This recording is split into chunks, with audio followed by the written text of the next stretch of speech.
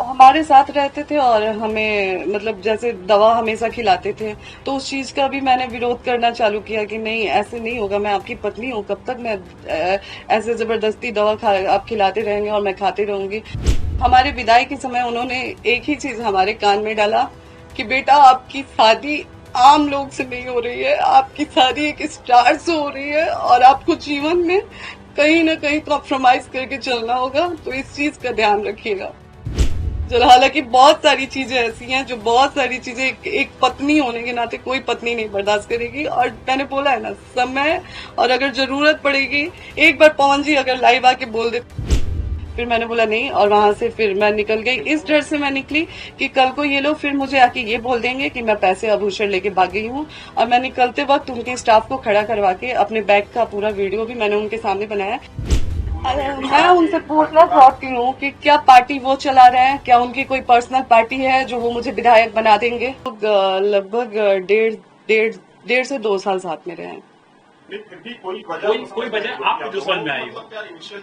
जी वो हमारे साथ रहते थे और हमें मतलब जैसे दवा हमेशा खिलाते थे, तो उस चीज का भी मैंने विरोध करना चालू किया कि नहीं ऐसे नहीं होगा, मैं आपकी पत्नी हूँ, कब तक मैं ऐसे जबरदस्ती दवा खा आप खिलाते रहेंगे और मैं खाती रहूंगी। मतलब मेरे शरीर पे भी वो दवा गलत असर कर रही है, ऐसा नहीं, बस उस चीजों को लेके।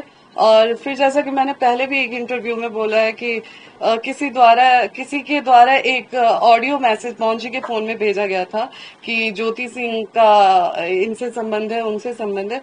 बस उस एक ऑडियो की वजह से आज ज्योति सिंह यहाँ पे खड़ी है। आपके पिताजी पर भी आरोप था, मतलब मिसअंडरस्टैंडिंग रही जो किसी लोगों ने आपके बारे में जी जी वो मिसअंडरस्टैंडिंग रही जिसे आज तक पवन जी ने क्लियर करने की कोशिश नहीं की। मैं लगातार उनसे मिलने के लिए भीख मांगती रही, बात करने के लिए भीख मांगती रही, लेकिन वो कभी मेरे सामने बैठने के लिए तैयार ही नहीं हुए। एक सवाल और है कि उन्होंने कहा कि मेरी बेटी को विधायक बना दो, उसके बाद रखना हो तो रखो, छोड़ना हो तो छोड़ दो। अगर आप और पिताजी मैं उनसे पूछना चाहती हूँ कि क्या पार्टी वो चला रहे हैं, क्या उनकी कोई पर्सनल पार्टी है जो वो मुझे विधायक बना देंगे। आप ही बताएं, क्या कोई पार्टी उनकी पर्सनल पार्टी है जिससे वो मुझे विधायक बना देंगे। मेरे पिताजी किस उस पे जाके, हाँ जब वहां पे पुलिस आया मैं लाइव आई तो वहां पे ये बोला गया फिर उनके लोगों द्वारा कि आप फिर से लाइव आइए और बोलिए कि पुलिस पवन जी द्वारा नहीं बुलाई गई थी, तभी पवन जी आपके साथ दोबारा बैठेंगे। मैंने बोला ये मैं नहीं करूंगी, अगर ये मैं करती हूँ तो सवाल हम पे उठने लगेगा। तो फिर वहां से साफ साफ बोला गया कि फिर पवन जी नहीं आएंगे।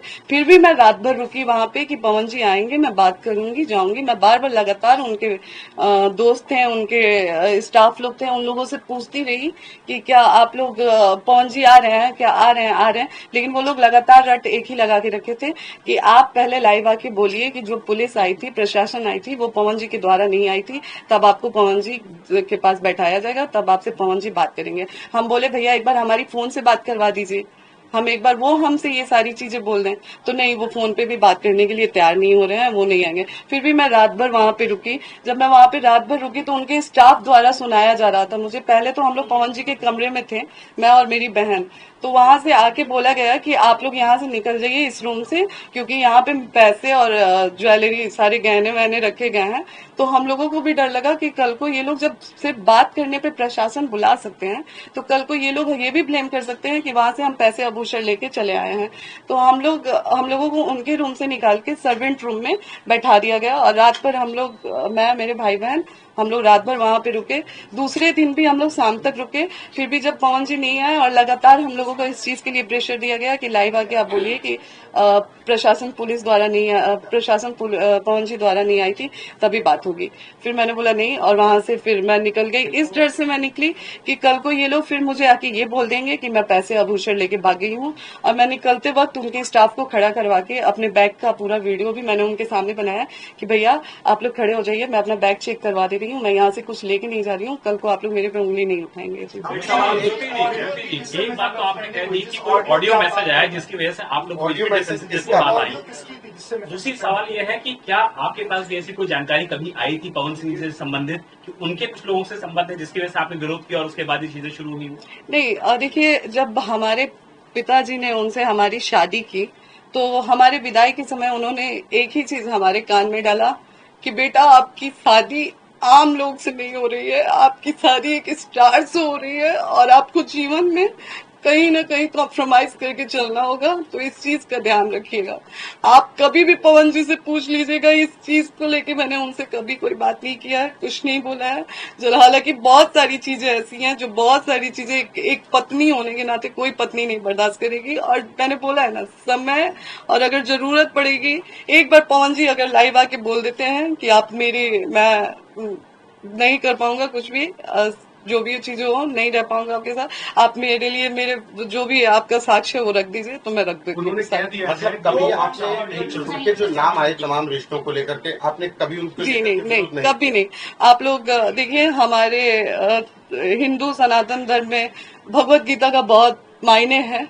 आप लोग भगवत गीता सामने रखवा के कसम खिला लीजिए कि इस चीज का विरोध कभी मेरे तरफ से नहीं हुआ गया। मैंने बहुत चीजें देखी थी, लेकिन हर बार मुझे मेरे कान में वो चीजें आ जाती थी कि बेटा आपकी शादी एक नॉर्मल इंसान से नहीं हुई है, एक्टर से हुई है। तो उस चीज को ध्यान में हमेशा रखते हुए अक्षरा सिंह भी आपका सपोर्ट कर रही है सब चीजों को लेकर। अक्षरा जी का नाम लगातार पवन जी से जुड़ा हुआ पहले भी था और अभी भी जब कुछ होता है तो अक्षरा जी उतरती हैं उसी तरीके से। सपोर्ट में बोल रही है, आपके सपोर्ट में बोल रही है अक्षरा सिंह। खेसारी लाल जी जी, मैं इसके लिए बहुत आभार प्रकट करूंगी जो लोग भी मेरे। लेकिन दर्द वो अपनी तरीके से बयां कर रही है कि उनका जो दर्द है वो मेरा भी दर्द रहा। बिल्कुल अब देखिए, चूंकि मैं जब वो पवन जी के साथ रही हैं तो मुझे शादी के बाद तो कुछ महीने बाद वो दोनों लोग अलग हो गए थे। हमें शादी के कुछ टाइम बाद तक भी वो लोग साथ में रहे थे, लेकिन शादी के बाद कुछ टाइम बाद वो लोग अलग हो गए थे। तो उनका क्या रहा है क्या नहीं रहा है मुझे नहीं पता है, लेकिन हाँ मैं इतना जरूर बोलूंगी कि एक महिला के साथ तो चीजें हुई नहीं है। यहाँ पे कई महिलाओं की बात आती है और कई महिलाओं ने सवाल उठाया है पवन जी पे। तो हो सकता है कि जो मैंने झेला उन्होंने। मैंने बोला ना कि ये हमारा मैटर कोर्ट में 3-4 साल से चल रहा है और ये सब जो भी बातें हैं जो चल रही हैं, जो मार्केट में दुनिया में दिख रही हैं, तो मतलब इससे हम क्या महसूस कर सकते हैं। मैंने बोला ना कि आज ही अपनापन क्यों दिखा। मैं अमित शाह जी से मिल लिया, जेपी नड्डा जी से मिल लिया, धर्मेंद्र प्रधान जी से मिल लिया, विनोद तावड़े जी से मिल लिया, उपेंद्र कुशवाहा जी से मिल लिया। तो ये कौन सा अपनापन है। इसको तो हम राजनीति ही बोल सकते हैं ना कि मुझे डिस्टर्ब करना।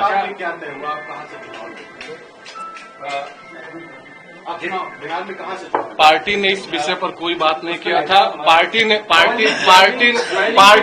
1 मिनट सुन लीजिए। पार्टी ने सिर्फ इतना कहा था कि आप एनडीए के लिए, विनोद तावड़े जी का आप लोग बयान सुने होंगे। विनोद तावड़े जी ने कहा था कि एनडीए के लिए आप पूरी ताकत और एनर्जी के साथ बिहार चुनाव में लगेंगे।